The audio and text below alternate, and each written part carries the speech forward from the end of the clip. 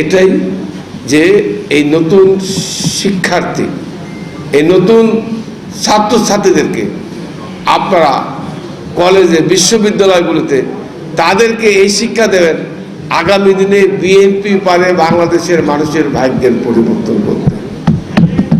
আজকে সন্ত্রাস মুক্ত, আজকে নকল মুক্ত এই শিক্ষা ব্যবস্থা অতীতে 2001 থেকে 2006 সাল পর্যন্ত বাংলাদেশকে একটি নকল মুক্ত শিক্ষা ব্যবস্থা দিয়েছিল। সেই শিক্ষা ব্যবস্থাকে আওয়ামী লীগ ধ্বংস করে দিয়েছে।